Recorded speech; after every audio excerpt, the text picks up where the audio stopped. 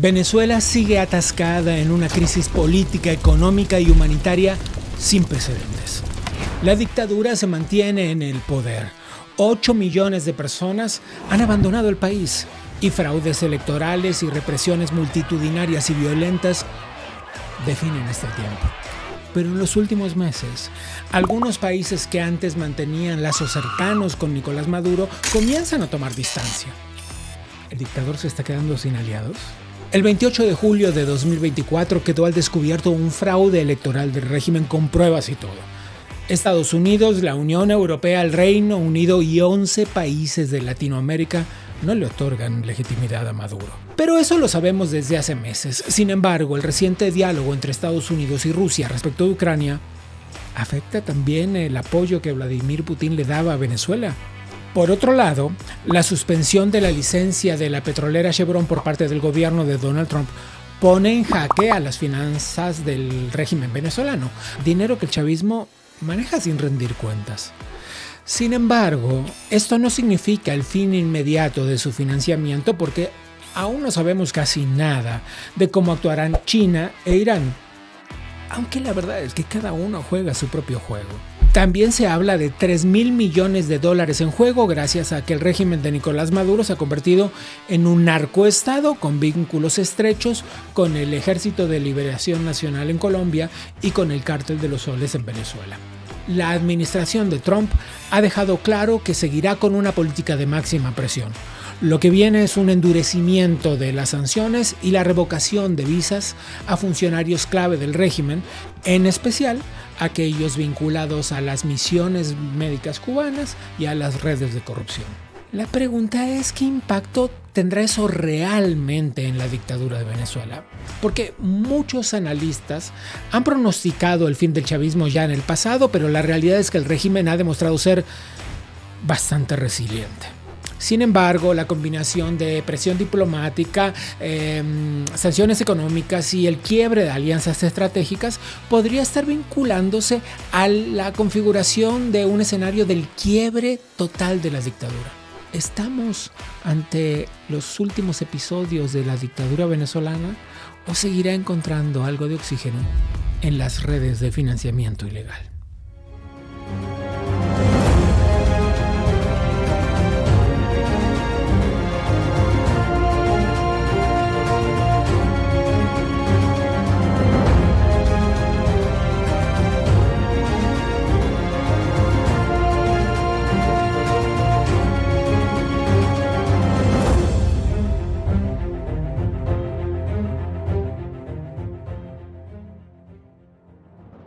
Antes de continuar, por favor, dale click a la campanita, suscríbete al canal, déjanos un like y por supuesto un comentario. ¿Cómo será la relación entre Estados Unidos y Latinoamérica durante esta segunda presidencia de Donald Trump?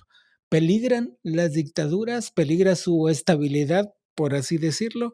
Seguiremos adelante viendo décadas y décadas cómo sigue creciendo la dictadura cubana y cómo sigue regenteando a la dictadura venezolana. De eso vamos a hablar en este programa. Comenzamos pues con nuestra conversación con Orlando Viera Blanco, ex embajador de Venezuela en Canadá. Orlando, gracias por tomar esta conversación. Con la noticia de la revocación de la licencia de operaciones de Chevron en Venezuela, lo que has dado la vuelta al mundo. Pero a ver, explícanos con peras y manzanas qué significa esto.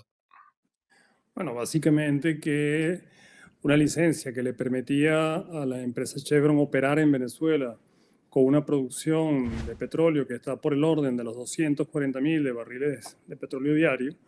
Si sacamos una matemática, un promedio de petróleo de 66,80 el barril de petróleo en estos momentos, podríamos estar hablando de una licencia que produce ingresos brutos, ¿no? Por el orden de los $500 millones mes, unos $6,000 millones año.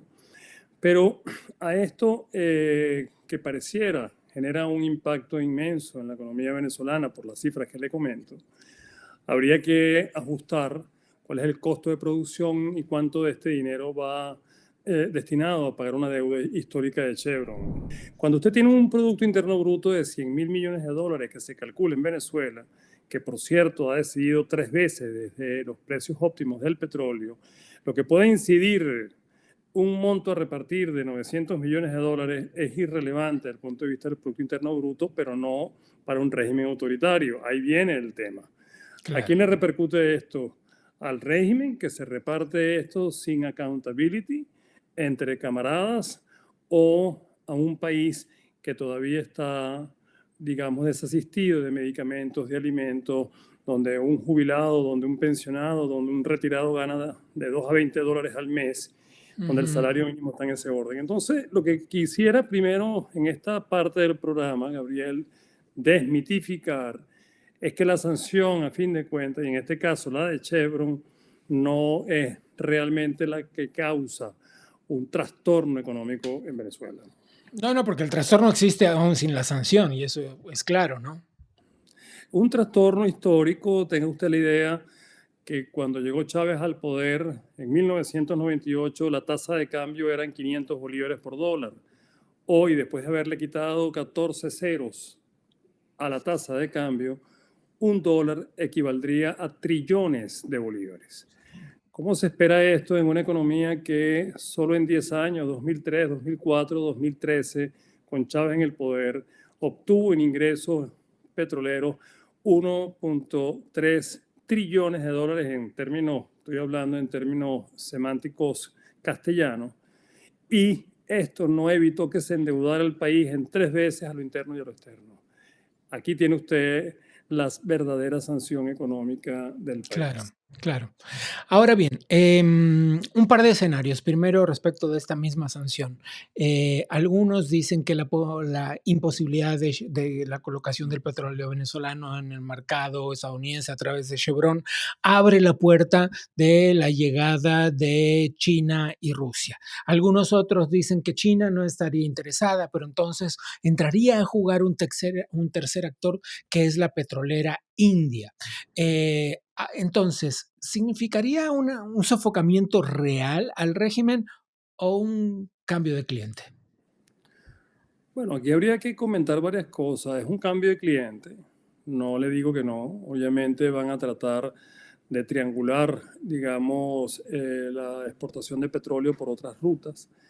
Ya la producción de petróleo de Venezuela, que hasta hace unos 4 o 5 años venía siendo de 300.000 barriles de petróleo Ujú. al día, Al día. aumentó a 800, 1 millón de petróleo con la ayuda de Chevron y atención, con la ayuda de Repsol también, Ujú. la ayuda de Eni, que están en Venezuela, y sin duda podrían venir nuevos operadores. No creo China, pero sí puede ser el que usted mencionó, otros canales como India, no solamente por las necesidades del combustible, sino porque, repito, es la manera de evitar las sanciones.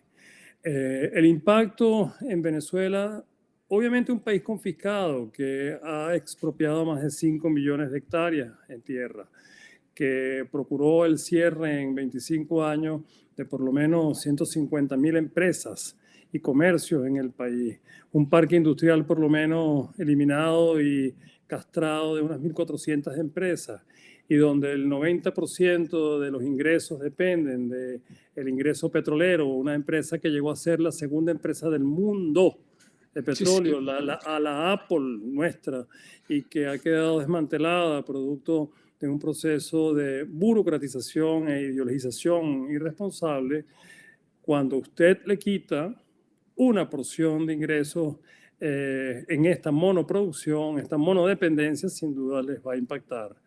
Pero también hay Claro. que denunciar algo, Gabriel. Hay un negocio en la frontera entre Colombia y Venezuela, que es un negocio de droga, que está por orden de los 3 billones de dólares y que no rinde cuenta 3 fiscal de nada. billones. Billones. O Este es sea, un 3.000 millones en 3, español. 3.000 millones en español. Este es un negocio donde está obviamente la sinergia ELN, Cartel de los Soles, y que convierte a Venezuela en un narcoestado, camino a O convertirse, sea, por cierto. ELN, solo para que los que nos miran, perdón por la interrupción, Orlando, ELN del lado colombiano y el Cártel de los Soles del lado venezolano. Claro, instalado en el corredor de Perijá, instalado en las regiones del Catatumbo, de Tunja, etc. Entonces, ¿qué es lo que le quiero comentar? Cuando estamos en presencia de un régimen que se hace depender de, por un lado, ciertamente, ingresos petroleros, producto de un desmantelamiento de la diversificación económica, de una confiscación realmente de Claro. una economía competitiva y libre. Y por otro lado, cuando se ha convertido en una servidumbre de paso de droga que está por estas magnitudes, que nada rinde cuenta al fisco, que nada rinde cuenta a los venezolanos, porque tampoco es Mm. dinero que va a los hospitales, ni las escuelas, ni a la vialidad, ni al desarrollo. Entonces, como decía el poeta, no permitamos que los abedules no nos dejen ver los naranjales. El problema no son las sanciones, el problema es lo que le he venido comentando. ¿Hay algo más a la vista? ¿Qué otras posibles sanciones podría implementar el gobierno de Estados Unidos sobre la dictadura venezolana? Bueno, yo creo que se mantiene un diseño sancionatorio que, como ya sabemos, crea traumas profundos en los cuadros financieros. El uso de los sistemas financieros norteamericanos y europeos es, digamos, limitado o prohibido a las Mm, transacciones en Venezuela. Obviamente, el secuestro, por decirlo de alguna manera, el decomiso de activos venezolanos en el exterior, producto de lavado de dinero y un largo etcétera en materia de corrupción, son sanciones que se van a seguir manteniendo. Las sanciones en contra de funcionarios también, sin duda alguna. hay una más que sería una especie de carambola y es la, la revocación de visas a funcionarios relacionados con el sistema de misiones médicas de cubanos, que como hemos explicado ya muchas veces en este programa, es un sistema de explotación y un andamiaje de financiamiento de la dictadura cubana. Si eso fuera así, todos los relacionados a la contratación de los médicos cubanos, de los profesionales de la salud, pero no solamente profesionales de la salud, las misiones cubanas tienen también docentes, por ejemplo. Eh, si eso fuera así, implicaría la revocación de visas a muchos jerarcas de la dictadura venezolana. Ya viene sucediendo que hay toda una lista, un enlistamiento de revocación de visas o de impedimento de visas a funcionarios del régimen venezolano en diferentes estamentos, tanto de incluso del estamento civil, del régimen, del estamento militar, como también en Europa y en Canadá. Esto se une a otras sanciones, como por ejemplo colocar en listas de grupos criminales a bandas criminales, que podría Claro. suponer igualmente la activación del derecho internacional penal para sistemas de captura en Eso, situaciones, ponerle digamos, precio a Maduro, ¿no?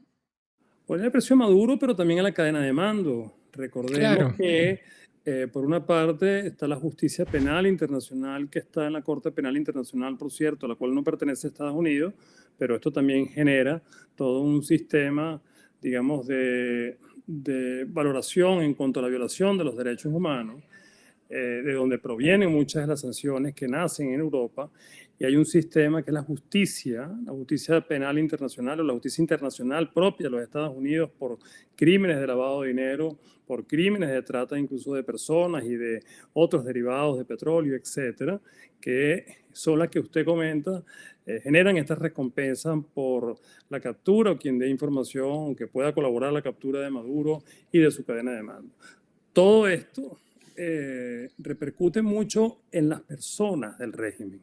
Porque Claro. también hay que diferenciar que las sanciones no nacieron necesariamente contra el Estado venezolano, sino contra los funcionarios que manejan empresas del Estado que han estado involucrados en estas prácticas ilícitas. Obviamente se ha extendido hacia otros organismos como PDVSA y otras empresas del Estado que les impiden circular por los sistemas financieros y sus productos ser libremente transitables por el mundo. Dijo el secretario de Estado Marco Rubio que están dispuestos a la revocación de todos los permisos que han financiado vergonzosamente el régimen de Maduro. ¿Qué otros permisos podemos esperar que sean revocados? Bueno, hay numerosos permisos, por ejemplo, en temas de restricciones ambientales.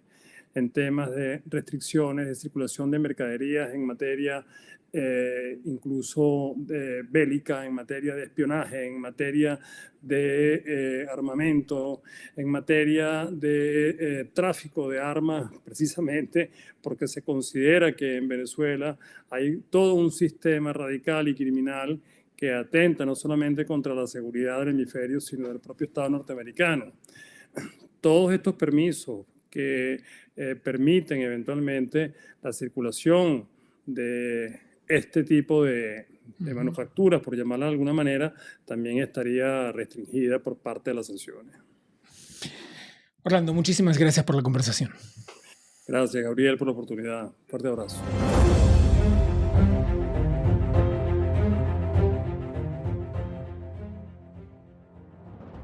Lo que parece fue casi en otra vida, cuando Venezuela era bollante, cuando Venezuela era uno de los países más prósperos del planeta y desde luego de los más prósperos de Latinoamérica, había un ministerio para la transformación del Estado. Carlos Blancos García estaba al frente de ese ministerio. Conversemos con él. Hay dos puntos que quizás marcan una inflexión en las relaciones de Venezuela con el resto del mundo. Uno de ellos es, déjenme remontarme al año pasado y el fraude electoral indiscutible, y de qué manera eso quizás lo alejó de algunos países que sí funcionaban como aliados. Lo que ha ocurrido a partir del 28 de julio del año pasado es que se evidenció el robo de las elecciones por parte de Maduro, pero con una circunstancia importantísima, que es que pudimos demostrar con las actas en la mano, a través de un mecanismo complejísimo que se utilizó para copiar, escanear las actas y preservarlas en sitio seguro, que la victoria de Edmundo González Urrutia había ocurrido de una manera impresionante, que había obtenido el 70%, que había derrotado en toda la línea a Maduro. Y ahí vemos, por ejemplo, algunas reacciones como la de Chile y el retiro del embajador. Por eso me refiero a que algunos países que parecían aliados o cercanos ideológicamente marcan cierta distancia. Efectivamente. ¿Qué otros países como este que yo le nombro han marcado esta distancia? Bueno, varios países han marcado distancia. Chile, con el gobierno de Boric, lo ha hecho sobre la base de la obvia represión brutal que ha ejercido Maduro, y en Chile hay una sensibilidad muy alta sobre el tema de los derechos humanos por razones históricas que conocemos. Entonces el presidente Boric ha sido muy insistente, a pesar de que en algún momento compartió el tema de la izquierda en América Latina y el retorno a la izquierda en América Latina. En este tema se ha diferenciado. ¿Y qué pasa con dos aliados históricos como Colombia y Brasil? Sí, ahí también ha ocurrido un distanciamiento, porque efectivamente hay, por el lado de Petro ha insistido en que Maduro no logró demostrar que había ganado. No llega al extremo de decir que las fuerzas democráticas ganaron, pero ha dicho que Maduro no ha logrado demostrar que ganó. Y eso generó una diferencia que no solamente es grande, sino que ha sido creciente. Y en el caso de Brasil, también sensible a estos temas de las victorias electorales, las que él mismo ha obtenido y que le ha parecido a él y a su gobierno, a varios importantes miembros de su gobierno, que es un exabrupto lo que Maduro ha hecho. Pero a esto se ha añadido últimamente el tema del asilo de 6 perseguidos políticos en la Embajada de Argentina, inicialmente, pasada la custodia a Brasil, una vez que Maduro rompió relaciones con Argentina, y entonces Brasil ha visto de cuerpo presente cómo este régimen actúa con unos asedia, que tienen un año refugiados. Okay. Pero la pregunta es, hasta aquí solo vemos asuntos que tienen que ver con, si me permite, casi la diplomacia.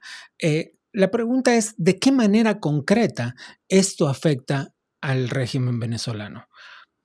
Estos amigos suyos, estos cercanos ideológicamente, han marcado su distancia. Pero sin embargo, ¿ve usted a un dictador debilitado? No lo que le gustaría ver, sino lo que ve en realidad, en la cotidianidad. Profundamente. ¿Por qué? Porque Maduro, en este proceso, que no tenemos tiempo para detallar, Sí. ha perdido el apoyo de la sociedad civil, si es que alguna vez lo tuvo. Tiene una descomposición del cuerpo militar y policial del país. Está sometido a las presiones que sus propios aliados, no solamente estados formales, Turquía, Irán, Rusia, sino sus aliados informales, Cuba, Hezbollah, las fuerzas guerrilleras de Colombia, hacen sobre él. Y además, en este momento, se ha convertido en un objetivo por parte de Estados Unidos en el gobierno de Trump, que acaba de suspenderle la licencia a Chevron. Lo único que le ha quedado a Maduro es la represión, y allí ha sido brutal. Bueno, eso no es discutible desde ningún punto de vista, desde luego, claro que ha sido brutal. Ahora, acaba de poner sobre la mesa un punto que me lleva a otro asunto, la llegada de Donald Trump a la presidencia y las sanciones que esto implica y la revocación de la licencia de Chevron. Esto pone a otros tres escenarios a otros tres países sobre el escenario, que son la histórica cercanía de Rusia con Venezuela, pero al mismo tiempo vemos cierto acuerdo para determinados temas entre Rusia y Estados Unidos. ¿Esto cambiará la relación entre Rusia y Venezuela? Es posible.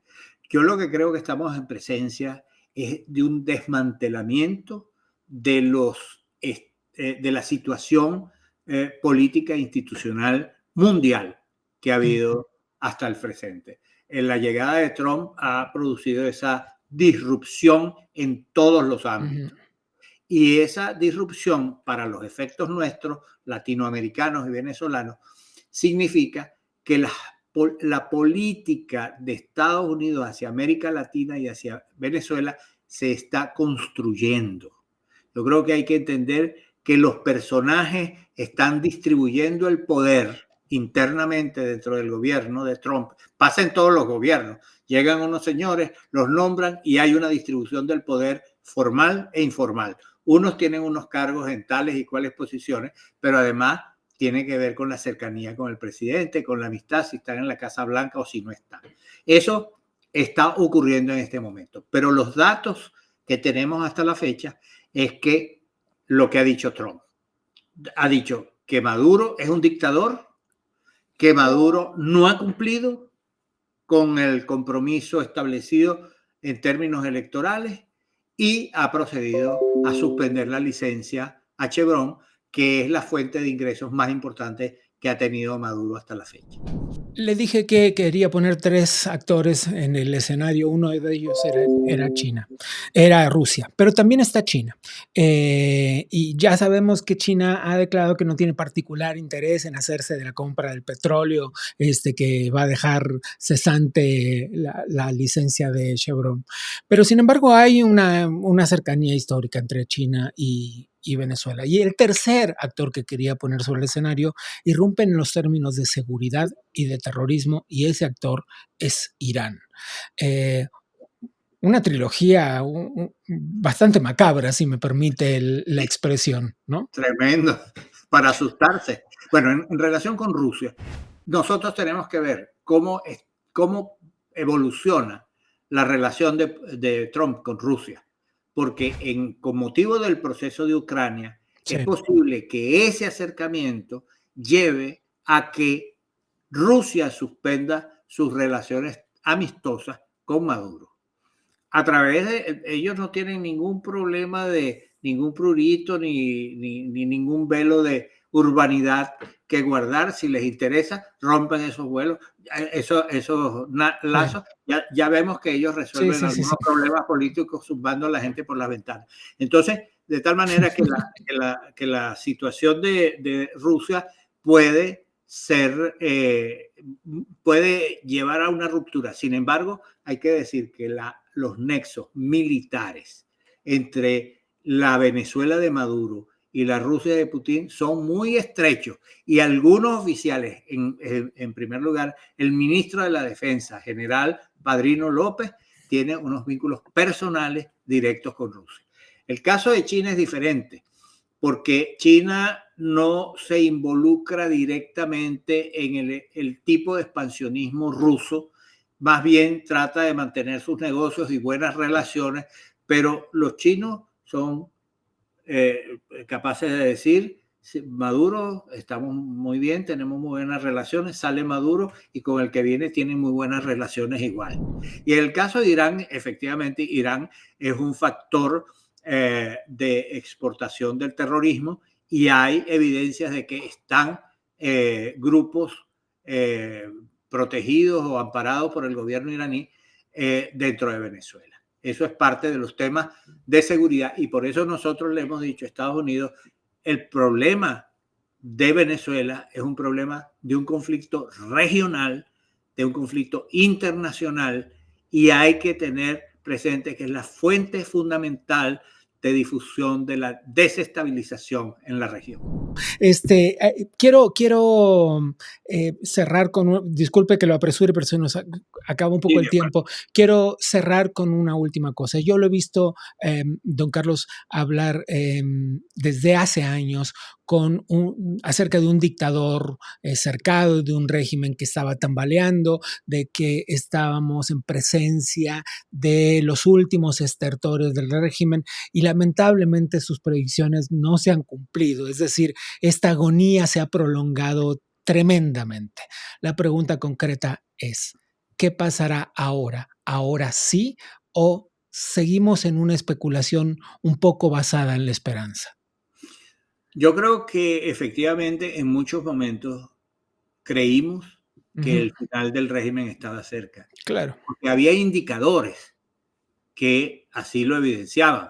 Es decir, un debilitamiento del régimen, una crisis económica fulminante, etc. Sí, la inflación desbocada, la gente hambreada. Todo esto. Lo que ocurrió es que no supimos reunir las fuerzas y coordinarlas para llegar al final en ese momento. Es un error de las fuerzas democráticas. Sí. Ahora tenemos condiciones para producir el cambio. Yo no puedo predecir fechas, pero creo que otra vez se está alineando los astros en la dirección del advenimiento de la libertad en Venezuela. Es Carlos Blanco García, asesor internacional en asuntos de gobernabilidad, y escuche este dato, porque este dato le pone mucho peso a esta conversación. Exministro para la transformación del Estado en Venezuela. Una Venezuela definitivamente en el pasado. Gracias. Muy amable, muchas gracias.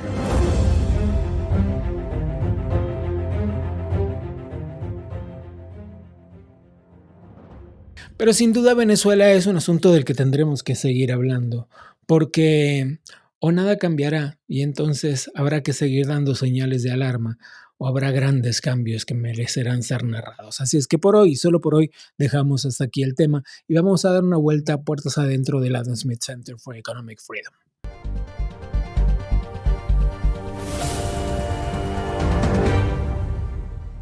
El número 9 de la revista Agenda ya está disponible tanto en inglés como en español en el link que puedes ver aquí en pantalla. Esta edición viene con análisis de alto nivel sobre el futuro del Triángulo Atlántico y otros temas urgentes a nivel global, y una vasta interpretación de cómo se reacomoda el poder a nivel global a través del comercio. Entre los expertos que participan está Younger Workman, miembro del Parlamento Europeo, Ana Giselle Rosas Mata, diputada en la Asamblea Nacional de Panamá entre 2019 y 2024, y también participa Tom Fabricio, miembro de la Cámara de Representantes de la Florida. Descárguenlo, como les dije, aquí en el link que ven en pantalla, y pueden tener la edición disponible en su dispositivo para acceder a ella cuando gusten. Por otro lado, continúan los fellows del programa Senior Leadership dando sus primeras clases a los alumnos de la Florida International University a través del Adam Smith Center for Economic Freedom. En las primeras sesiones, Marshall Billingsley profundizó en el papel del sistema financiero internacional y la organización del gobierno de los Estados Unidos. Como exsecretario adjunto para la financiación del terrorismo en el Departamento del Tesoro, guiará a los alumnos en los debates sobre la seguridad nacional, sobre una perspectiva económica y financiera que yo creo es muy, muy interesante para entender los tiempos que corren. No te muevas de ahí, todavía no te muevas de ahí, porque si todavía no le diste clic a la campanita, te suscribiste al canal y nos dejaste un comentario sobre qué te pareció este episodio, estás a buen tiempo para hacerlo. Soy Gabriel Bauduco y a nombre del Adam Smith Center for Economic Freedom, te doy las gracias por habernos acompañado y te robo la promesa de que nos acompañes la próxima.